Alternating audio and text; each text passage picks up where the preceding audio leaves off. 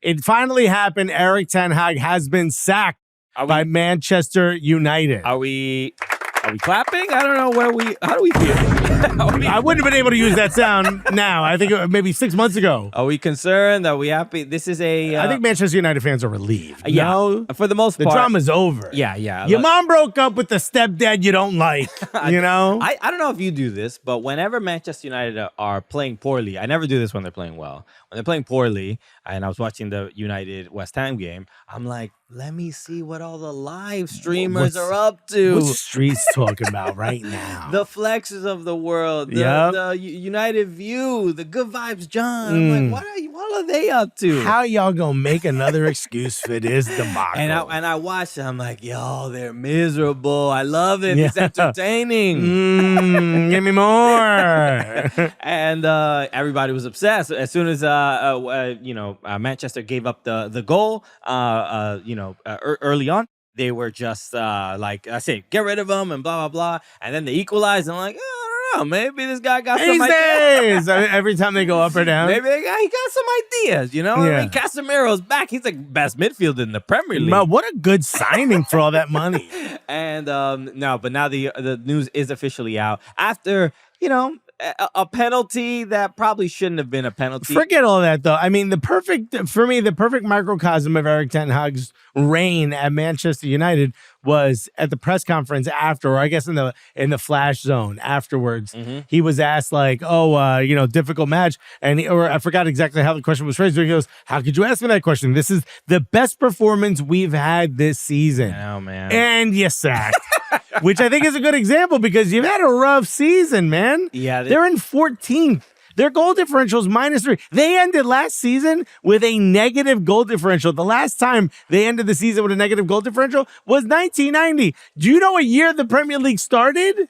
92. 1992, dog. That was before the Premier League existed. Wow, man. Man, you gotta let this guy go. It's fine. They finally made a decision. I look at this table and I'm just like, I'm an Everton fan. I'm like, we're only 2 points worse than Manchester United. And bro, normally that means like you're second place. Remember them days? Right? I mean, we should be in a Champions League spot right now. Manchester United had to go and be terrible. I don't need to go to Carabao. I'm in Champions League, bro.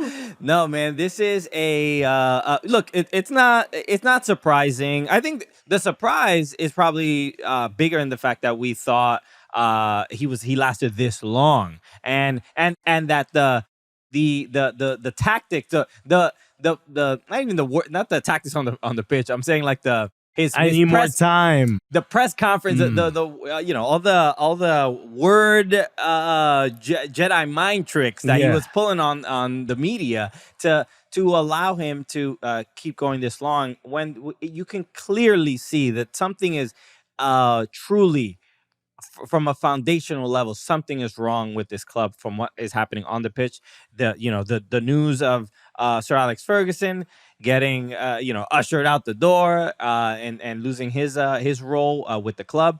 Something is fundamentally wrong with this club, where I think we're at a place where there's nothing that screams like, man, I can't wait to represent this club. I can't. We all know, and this happens generationally with certain clubs. Like, you grow up with a club being great, and in some point in existence, Barcelona and Real Madrid are not going to be the clubs that everybody wants to go play. Barca just kind of went through that a little bit, right? Even though they won the league not so long ago, they're going through a little bit of a They change. weren't one of the two biggest clubs in the world. There was a time in the past when Barcelona and Real Madrid were not the top tier clubs in the world and stuff like that. So this is, I think, where Manchester United currently are, where they are 2 points above Everton. That is. That's not a good sign. Welcome. Hey, it's your first time? Yeah. No, we don't get to sit in them seats right here, bro. Okay, welcome to my house. Okay, so it's disappointing because I think it's people are stuck in the nostalgia of what the club used to be, and the people that are in their in their 40s and 50s grew up with this club being completely just dominant, absolute powerhouse in the 90s, and they don't know what to do with themselves. Boomers are confused. They're more than usual. Okay. It's not just because they're trying to figure out TikTok. It's because they're like, what the hell's going on with my club?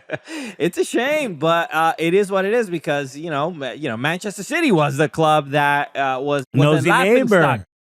Not even noisy neighbor, a Third laughing division. stock. Yeah, facts. Third division. In Manchester.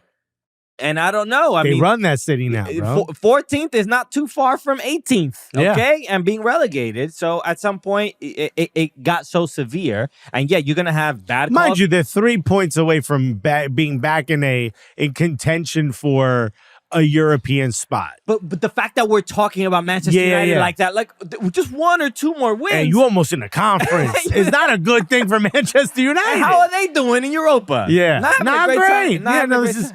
Look, at no point did you have any confidence that this man was the guy that was going to be able to turn things around. He was the guy that was going to keep them afloat. Mm-hmm. That's not where Manchester United should be. That's not where they need to be. We remember early on in our lives, Manchester United was this club that had this glory. And people still saying it's the biggest club in the world. How? Yeah. How? It used to be the biggest club in the world. You have a lot of revenue. You ain't using that money for nothing. Yeah. This is bad. This is bad. And fax machines used to be the top tier form of communication. Yeah. For business folks. Yeah. And, hey, that didn't really last, did it? Bro, you had a car phone back in the day? You was balling. Okay. Yo, this is the Manchester United of telephone. Now you're like, wait, you didn't pick up the phone because you weren't in your car? So, you know? It is what it is. It's a sad state of affairs for this club, but look, the move to get rid of Ten Hag was absolutely necessary, because it's late. It should have happened in the summer. It's late, but a new manager should have had the entire summer to be able to buy the players they wanted and do what they needed to do. Now Manchester United has all these Dutch players that are out here thriving. Good luck with Anthony, new manager. Players brought in from the Eredivisie. So look. Ruud Van Nistelrooy is supposed to take the reins for now. It seems like the players do respect him. We'll see what ends up happening. Good luck, Ruud. They'll have a manager bounce, a new manager bounce for sure. They need wins desperately, and they just need to change the culture of the club a little bit. The vibe's got to be best of luck. Sage. You got to sage. Shout out to everybody watching on OneFootball's YouTube channel. We are the Cooligans. You can subscribe to the Cooligans YouTube channel as well. It's in the description. Go subscribe for more stupidity just like this. All right. Cheers.